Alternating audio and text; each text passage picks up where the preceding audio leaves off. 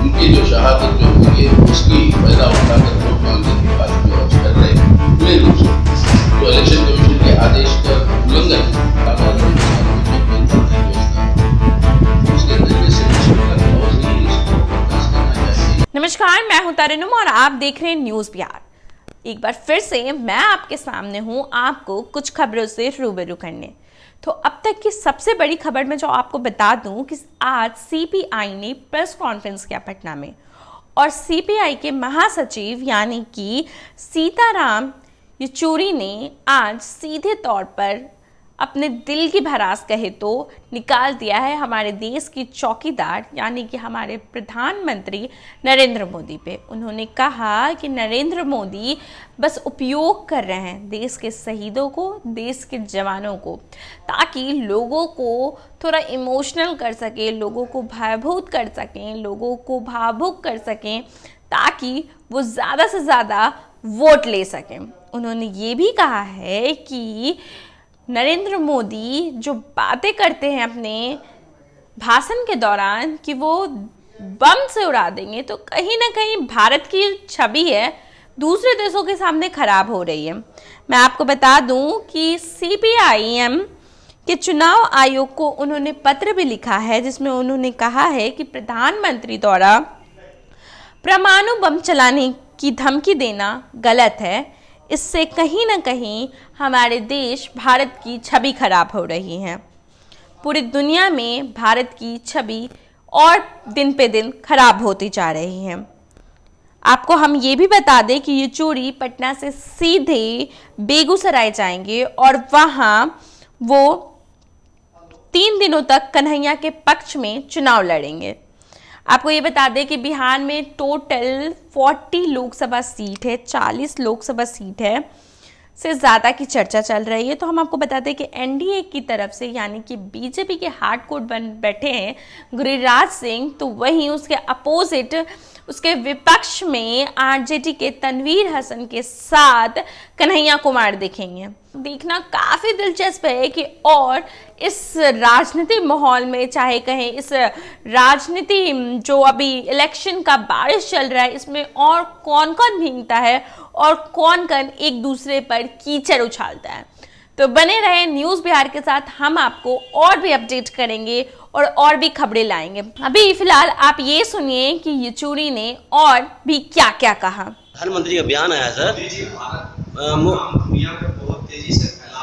प्रधानमंत्री की वजह से उन्होंने ऐसा बयान दिया।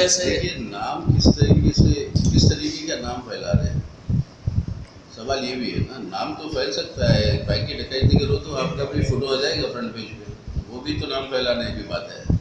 तो किस तरीके की नाम फैला रहे हैं दुनिया में, ये है सवाल।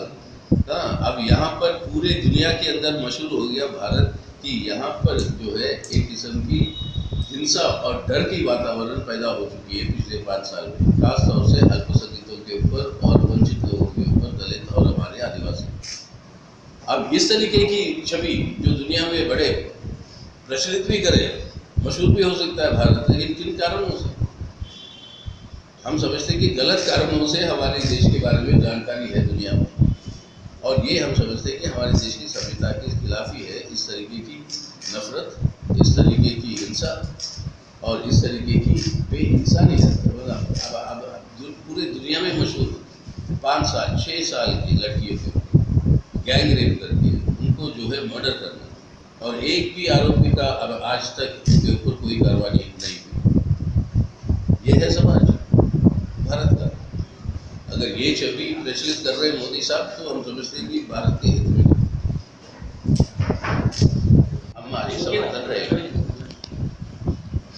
तो ये हमारी चुनाव की रणनीति होगी आज के दिन बिहार में। और अब 3 फेज खत्म हो चुके हैं, कल को होगा 3रा फेज खत्म, और यहाँ पर 117 सीटों पे आज सबसे बड़ा आज जो है 7 फेजों के अंदर, और अभी तक तो ये निर्धारित हो चुका है। काफ़ी दक्षिण से भी जो खबरें जो आ रही है, और अभी तक 9 राज्य तो हम खुद घूमे थे, और वहाँ से ये रुझान स्पष्ट हो रहा है कि मोदी जी के विरोध में और इस भाजपा के विरोध में आज लोग जो है लामबंद होकर मुख्य बात जिसके आधार पर वोट पड़ रहा है कि पिछले 5 सालों में उनकी रोजमर्रा की जिंदगी की हालत कैसे हुई। सभी क्षेत्रों के अंदर मतलब एक ऐसा जुल्म हो रहा है लोगों के ऊपर कि बेरोजगारी बेहद बढ़ रही है। 10 करोड़ नए नौकरियों के वादा के बावजूद हमारे किसानों के अंदर आत्महत्या की संख्या बढ़ी जा रही है, जबकि कई सारे वायदे किए हैं किसानों के लिए और न्यूनतम दाम देने की बात थी जो 1.5 गुना ज़्यादा होगा आपके खर्च उत्पादन के खर्च से ज़्यादा, लेकिन ये सब वायदे से ऊपर गए मोदी साहब।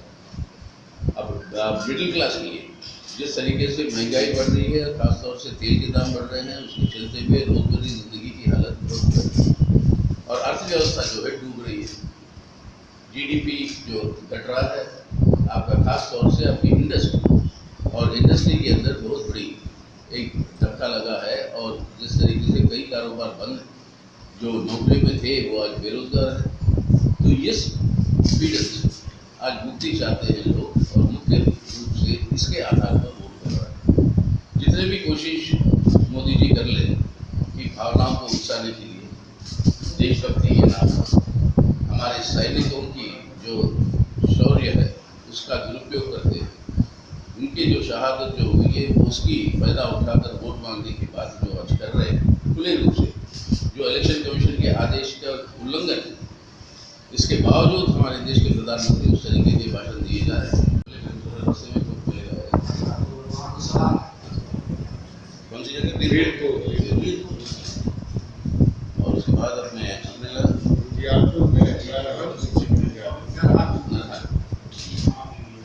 क्या कुछ कहेंगे कन्हैया वाला मामला जो आप देख रहे हैं, इधर कन्हैया पे एक मामला दर्ज किया गया, उसको किस तरह से गलत है? हम समझते हैं कि वो सेडिशन का जो प्रावधान है उसको हटाना चाहिए। ये हमारी पार्टी का पहले से सेडिशन का मतलब ये था जब अंग्रेजी हुकूमत हुई उस समय वहाँ के राजा या रानी जो भी है उनके खिलाफ कोई कार्रवाई करता उसके ऊपर सेडिशन लगता।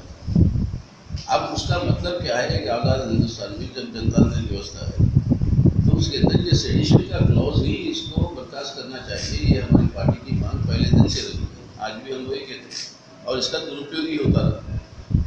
तो वहाँ के ग्रामीणों का आरोप है कि प्रचार के दौरान घर में घुसकर कन्हैया के समर्थकों ने मारपीट की, इसको कहाँ तक उचित मानते हैं, इस पर क्या कुछ अब पता नहीं वहाँ पर क्या है ये घटना, हमें तो कोई उसकी जानकारी नहीं है, लेकिन वो घटना जो भी है, लेकिन हम नहीं समझते कि ये सही है। कन्हैया के समर्थक जाके किसी और को मार, लेकिन एक्चुअल जानकारी तो घटना की है नहीं, लेकिन आज जो नारा दे रहे हैं कि टुकड़े टुकड़े गए, अब देश को जो टुकड़ा टुकड़ा कर रहा है वो टुकड़े टुकड़े का नारा दे रहे हैं।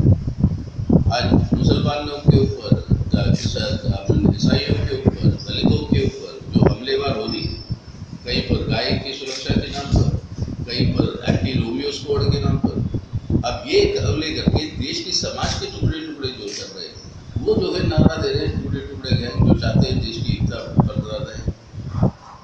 अब ये जो उल्टा जो हो रहा है काम, इससे जो है लोग चाहते हैं ये है मुख्य मुद्दा। इस तरीके की बेकार की टेंशन बढ़ाते जाए धर्म के नाम पर या जाति के नाम पर, दूसरी ओर से आर्थिक पैमाने पर ये जो बढ़ते जा रहे हैं इसके खिलाफ लोग जो है आज सामने आ रहे हैं और मैं समझता हूँ कि इसका प्रभाव उसी तरीके से होगा जैसे इमरजेंसी के दौरान आप लोगों को उस समय की याद नहीं है, उस समय नसबंदी जो हुई थी उसके खिलाफ इमरजेंसी के दौरान किसी से भी पूछो तो कोई नहीं बताता था, लेकिन नसबंदी का असर पड़ा चुनाव के वोट, वही होगा आपकी नोटबंदी का, मतलब वो असर जो है अंदर अंदर से जो गुस्सा है वो प्रकट होगी, वो तरीके से उनकी सफाई। और इधर आपके उत्तर भारत में भी महाराष्ट्र के अंदर जहाँ पर पहले चरण में जो वोटिंग जो हुई थी पहले फेज में, सब सिटिंग सीट थे महाराष्ट्र में, सब सिटिंग सीटों के अंदर यही खबर आई कि उनकी हालत बहुत बुरी है। तो अगर सिटिंग सीटों में अगर ये नौबत हो रही है तो बाकी जगह आप ही खुद अनुमान लगा सकते हो, क्योंकि एक अंदरूनी एक नाराजगी है लोगों में जो प्रकट नहीं हो रही, क्योंकि पूरी चर्चा का मुद्दे बनाए जा रहे जज्बाती तौर पर उसको जो भड़काने की कोशिश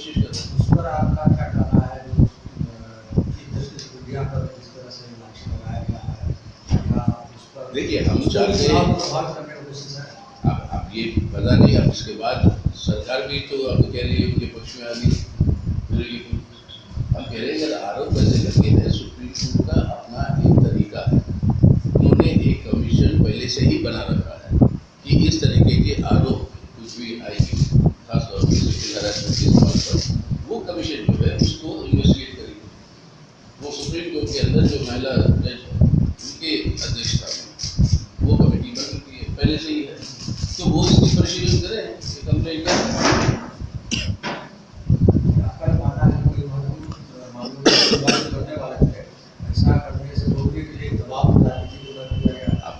कई सारे अब इसके ऊपर ये स्पेकुलेशन चल रहे हैं कि कौन किया, किसने किया।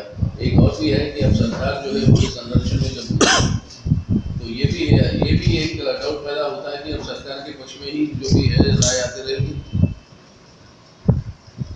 अब ये अब इसलिए हम कह रहे हैं कि इसको एक निष्पक्ष जांच करवा दे, सच जो भी है वो सामने आएगी बात, और वो मैकेनिज्म पहले से है।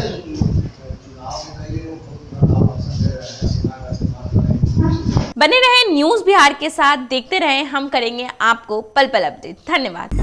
हमारे फेसबुक पेज को लाइक करें, ट्विटर पर फॉलो करें न्यूज़ बिहार लाइव, और साथ ही साथ हमारे यूट्यूब चैनल को सब्सक्राइब करें। सब्सक्राइब करने के बाद बेल आइकन दबाना ना भूलें। धन्यवाद।